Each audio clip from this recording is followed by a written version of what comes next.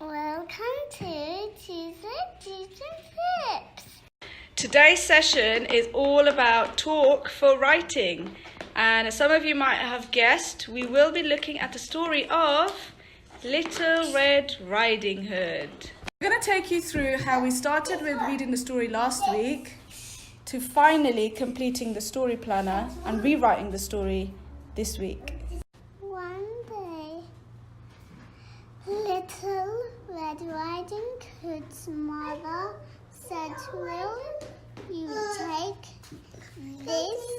These okay, Hiba. cakes? What big eyes you have? You with Yellow. all the better The better. to see you with, my dear.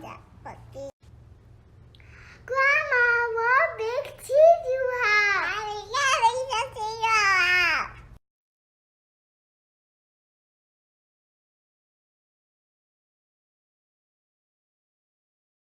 Okay, so the next day we decided to retell the story again using our little character puppets, which you also downloaded from Twinkl. So we got Little Red Riding Hood, the wolf, and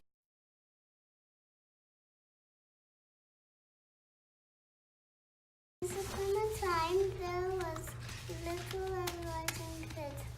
Her mom gave her a cake, and her mom said, "Would you take this cake to Grandma?" And if she went, I gonna gobble her up. and he runs off to Grandma's house, isn't it? Okay. Oh, and he puts Grandma goes under the bed. Oh, and you have my clue. Coming.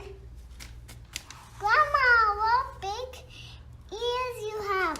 All the better to hear with.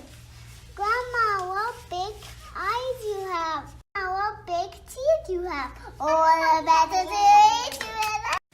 Help, help. And along came the woodcutter. Oh, he scared the wolf away. And then did they see Grandma again? Oh, and they're all back and they're happy now, Grandma.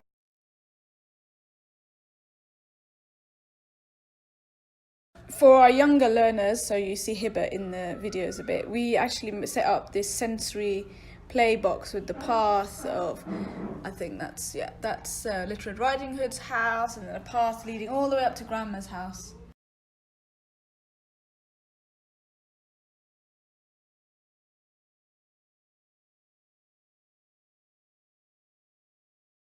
So here Amara enjoyed cutting out these little story sequence cards, retelling the story.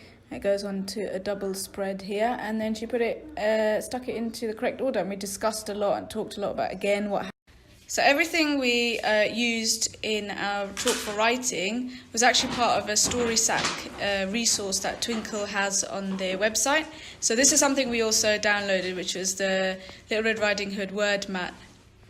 I love how visual it is. I love how, for very sort of difficult words like woodcutter and grandmother, the children can easily just spot which one's which and use it when they're writing. In the first part of our writing session today, we started with the beginning of the story. So this is where Amara looked back a lot at the story sequence that she has in her book.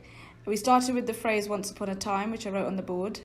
It's really actually important to start the children off, because if you kind of just throw them right into the writing and the first thing they're going to think is, I don't know what to write, I'm not sure, I need help, and that will kind of lead on to the rest. And that leads on to the rest of how the session might turn out. So it could just become, I can't do this, Mama. And that's what you don't want. So she used the word mat, she used her tricky word wall, and we discussed a lot of the sentences. We then had a break because there's no point rushing through. We went kind of with how she wanted to do it. So she wanted to draw a picture, so that was fine. The picture boxes were there for pictures. I had to help by drawing my own picture on the board, and then she copied. And then we went on to the middle. Again, to help her write the middle of the story, we went back and looked at the story sequence in her book and looked at the pictures and looked at exactly what happened. And we had to kind of reformulate into our own words. So when we said he was pretending to be Granny. The story ending was somewhat easier than the rest of this because it was always about the woodcutter saving Grandma, saving Little Red Riding Hood, and we kind of, had that in our role play, and they both enjoyed sort of having the little axe with the woodcutter.